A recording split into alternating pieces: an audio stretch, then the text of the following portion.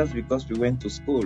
So as Govim, between September and December, when we back to school, as Govim gives to the kids of the village school supplies in all the villages. We give school supplies to the kids. We also give to the teachers. We give them solar lamp because sometimes they don't have electricity. We give them chalk. We give them all the material because we trust that those kids will be better than us tomorrow and will build a better Cameroon. Yes. Oh, okay. Yeah, I think that if I have to give you marching orders today, I would say that Cameroon needs you.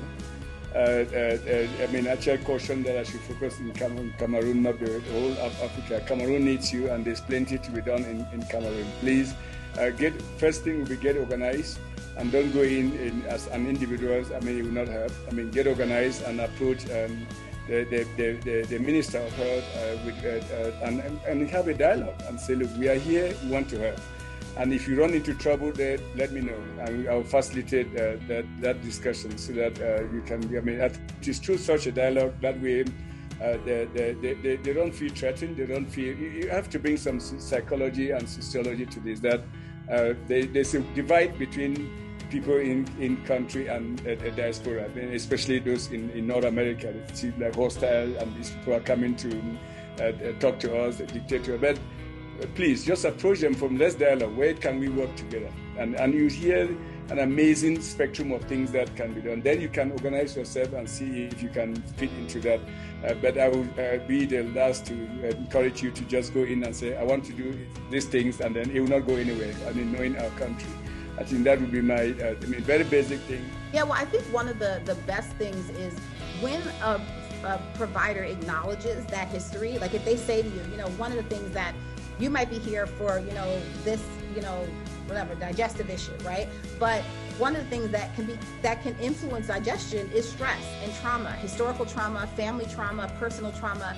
And so I can help you deal with this particular manifestation of whatever the things are, whether it's physiological and stress related.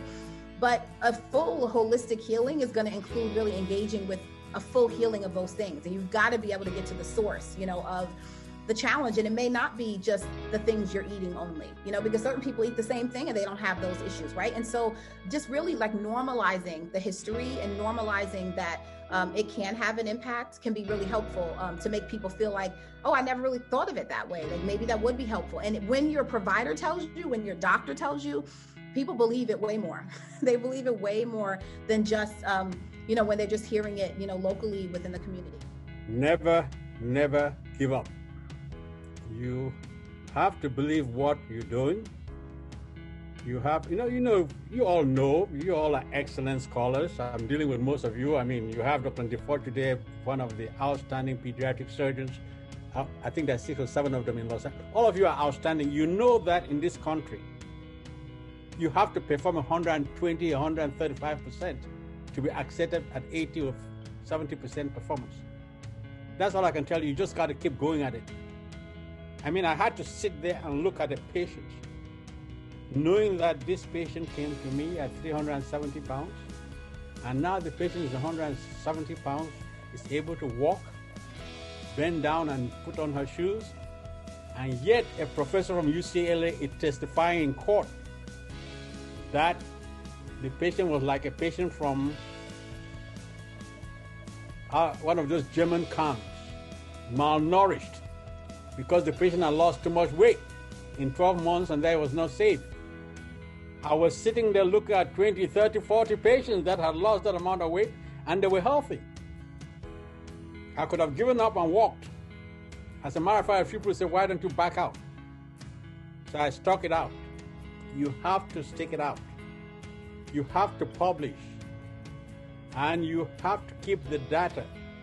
Whatever you do, your data should speak for itself.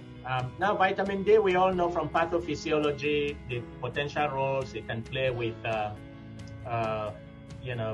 prevention. It's relatively, at the low doses, innocuous. There are other benefits, well, maybe, but that makes it difficult to study it, right? You have to then have a very big, large dose beyond what people would normally do to evaluate. So, yeah. this remains challenging.